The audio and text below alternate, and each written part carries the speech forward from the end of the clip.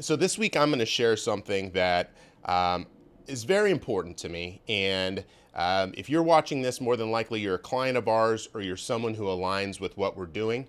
And you are probably in agreement or you've had questions about what I'm going to bring up. And what that is fiduciary. And how does fiduciary and what does fiduciary mean for the real estate consumer here in the Arizona market? And you might think of fiduciaries, when you think of a fiduciary, you think of someone like a wealth advisor. You think of somebody who has your best interest in mind at all time, right? A fiduciary puts your interests above their own, right? And that's essentially what a fiduciary is. And in Arizona, because we are Arizona basically treats real estate agents and brokers as those that can write legal contracts. Because we've been given this ability to write legal contracts, this puts us into a category of being fiduciaries for our clients, which is amazing, right? It's like should level the playing field. It should make everybody be thinking for their clients first and foremost. And in a perfect world, it would. However, we're not in that perfect world. And what we see more often than not is often the opposite.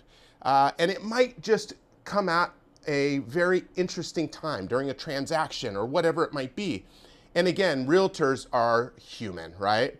So, we've had some recent experiences that reminded us a lot of the market back when we were dealing with short sales and foreclosures and agents really hungry for their clients, but also to get the deal done.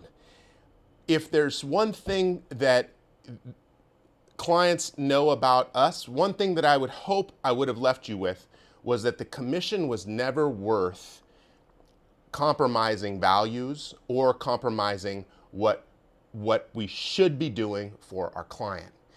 And in this market, we're starting to see some of the opposite. So last year, there was this the challenge to real estate commissions everywhere, right, all over the country, which basically made it harder for sellers, or the idea was that sellers weren't supposed to be paying for buyers' commissions anymore.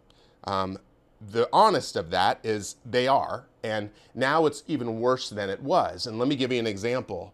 So now when you have a contract, an agreement to purchase a property, there are these check boxes, excuse me, for addendums that you can include to go along with that contract. Now there's an actual document that the buyer's agent gives to the buyer to sign, to then submit with the offer, that is a buyer's agent compensation agreement that is requesting that of the seller, right? That the seller is going to pay it.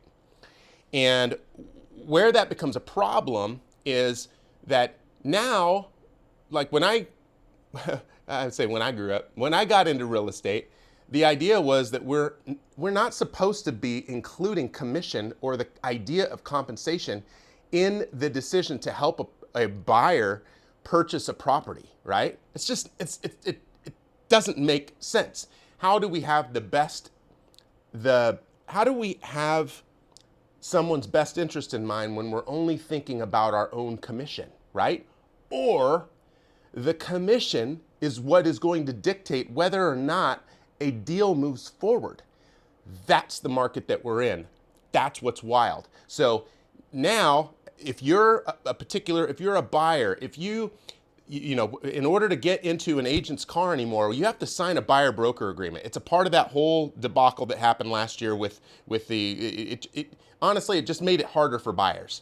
And in this particular case, what we're seeing is that buyers are being inadequately represented because their agents may be more concerned with commission than not, right? They get you to sign a buyer broker compensation agreement at 3%, and the seller is only paying you 2.5%. As the buyer's agent, are they going to force you to try to come up with that half a point to make them whole because you signed a buyer broker agreement at 3%? You'd be shocked if I told you that that was the case. right? And that's what we thought too. But that's back.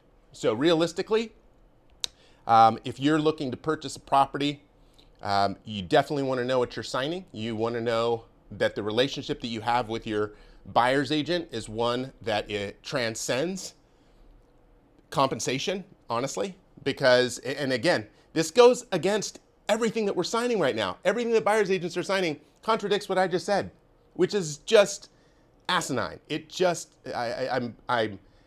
this is one of those things that I think there was a big step backwards in the real estate market for supposedly the right reasons, but it really took us backwards in how we're handling things. Because again, when were we ever going to be considered as putting compensation before the needs of our clients? And that is today. I appreciate you watching. I know this one was a little more passionate. I know it was a little more opinionated, but this is a hot topic for me because, again, to differentiate ourselves in this market isn't always easy, right? As a property manager, there's an air of you know, it's not the most glamorous role in the world, right? I'm helping clean toilets and collect rents, and at the end of the day, people think that we are here just to evict people. But at the end of the day, it's like we've got to change that narrative. And the more that we let these types of things kind of slip through the cracks or just say that it's the way that it is, it takes away from the whole element of those that are really trying to make this a better place. Cool.